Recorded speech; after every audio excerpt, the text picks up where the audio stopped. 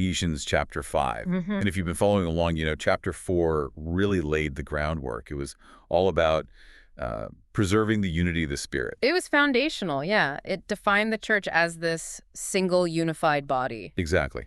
But now, with chapter 5, our sources show a pretty clear pivot. The focus shifts from the what's to the how. Right. How does this unified body, this church, actually live day to day? What does it look like in practice? And the mission is huge. Mm. The sources are very clear that we're called to be light and salt. Influencing everything around us, our communities, our world. But where do you even start with a mission that big? Right. Paul, well, he doesn't really ease into it. He just gives this one powerful, immediate directive. He does. It's right there in verse 1. Be imitators of God. And that phrase, imitate God, it's so big it almost feels out of reach, It can feel abstract, for sure. Like some kind of goal for, I don't know, spiritual superstars. But that's what's so brilliant here. The sources show Paul immediately anchors this massive command in something incredibly concrete. He does. He roots it in God's unconditional love. Specifically, the love demonstrated by Christ when he gave himself for the church. So it's not about imitating God's power or his knowledge. It's about imitating his love. His specific, defined, perfect act of love. Yeah, and the scripture spells it out in Ephesians 5, verses 1 and 2. It says, imitate God, therefore, in everything you do because you are his dear children. Live a life filled with love, following the example of Christ. And that next detail is just, it's absolutely essential. It says, Christ offered himself as a sacrifice, and then it describes it as a pleasing aroma to God. That phrase, pleasing aroma, is so interesting. It feels like a throwback. It is. It connects directly to the Old Testament sacrificial system. But the point our sources make is that it's been completely redefined. So it's not about the ritual anymore. No.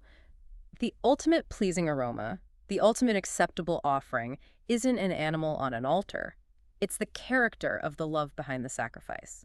It's the purity and the completeness of Christ's self-giving. So when we're told to imitate God, what we're actually being told is to replicate that quality of character. That's the core of it. We're to copy and follow him specifically in that kind of sacrificial, unconditional love. Even when it costs us something. Especially then, the goal is to love as Christ loved us, even to the point of self-denial, to the point of death. That sets an incredibly high bar. Which, of course, brings us to the big, obvious obstacle, if that's the standard. This Christ-like, self-sacrificial love. How is that even possible for us? This is where the sources get really honest. They get very real. They pose this critical and, frankly, uncomfortable question that everyone has to face.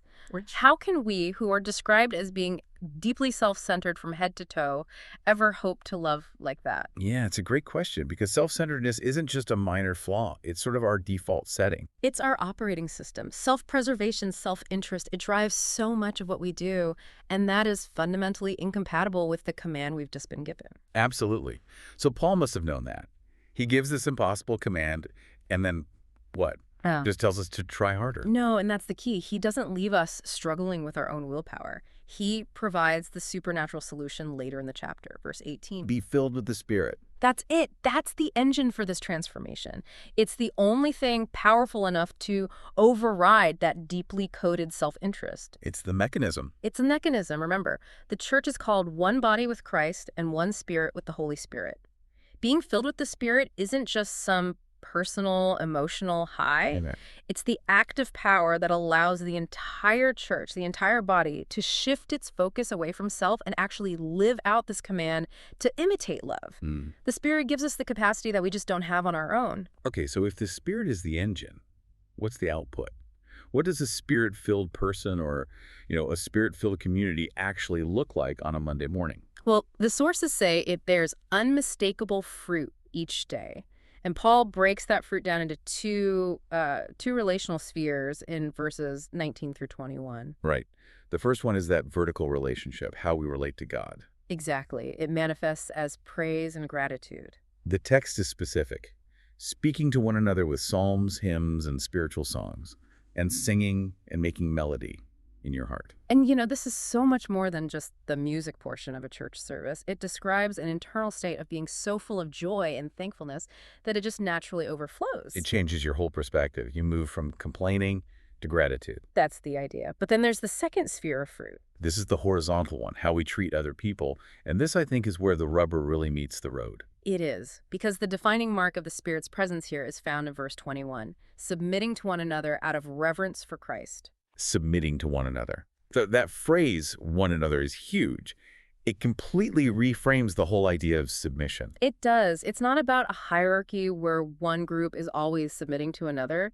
It's mutual. It's reciprocal humility. The sources call it a complete surrender to the needs of the other person. Yes. And just think about how countercultural that is. In almost every other environment, the goal is to assert power, to gain leverage, to protect your own interests. And this calls for the exact opposite, to intentionally defer to someone else. Right. And that becomes a kind of litmus test. What do you mean? Well, the sources stress that if this specific fruit, this mutual submission, is missing from our lives or from our communities, If there's infighting, power struggles, self-promotion, then we must humbly acknowledge our immaturity. It's a direct measure of how much we're allowing the Spirit to overcome our natural self-centeredness. so we have the challenge, which is that fierce self-centeredness. We have the solution, being Spirit-filled. So what's the action we need to take? What's the pathway to get there? The pathway is surrender. That's the word the sources use. For the church to accomplish its mission, to be light and salt and saturate the world with God's love, this is the required path. The word surrender can be tricky, though. It can sound passive, like you're just giving up. That's a great point. But this isn't a passive act at all. It's intensely active. How so? It means actively, intentionally throwing away that fierce self-centeredness. It means consciously embracing the truth that it is no longer we who live, but Christ who lives in us. So it's not about trying harder to be good. It's about yielding. It's about actively stepping aside. You're yielding to the work the Holy Spirit is already doing. And the sources describe this work in such a beautiful way. They say the Holy Spirit labors with groanings beyond words to form the surrender inside of us. Wow. Labors with groanings beyond words. It's not a gentle nudge. It's an intense, painstaking effort by the Spirit to sort of pry our own fingers off the steering wheel of our lives. That changes the whole picture. Yeah. So my job isn't to generate the sacrificial love out of thin air. My job is to surrender more deeply to the work the Spirit is already doing in me. Precisely. And the result of that surrender is capacity. As we empty ourselves and widen the vessel of our character, we gain the actual ability, the capacity to love others generously. Surrender creates the space for God to fill. This has been such a clear progression. We've seen the command to imitate God, the obstacle of our own self, the solution in the Spirit. The outward manifestation in mutual submission, and finally, the required pathway of total surrender. It's all so logical. And it really makes you think about the sheer scale of the transformation that Paul is talking about here. It's not a minor tweak. It's a total overhaul of who we are. Yeah, the sources use this amazing comparison.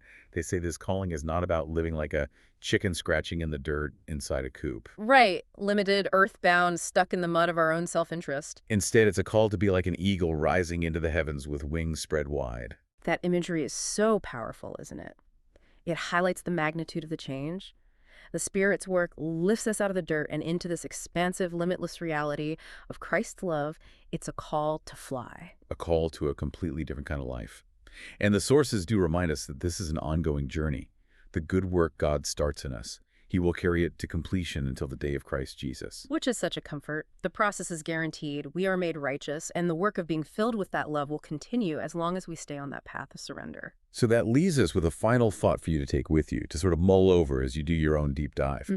If the Holy Spirit is already, right now, laboring with groanings beyond words to accomplish this surrender in you, to move you from self-centeredness to limitless love, how did that change your daily understanding of being a vessel through whom God's love flows continually today?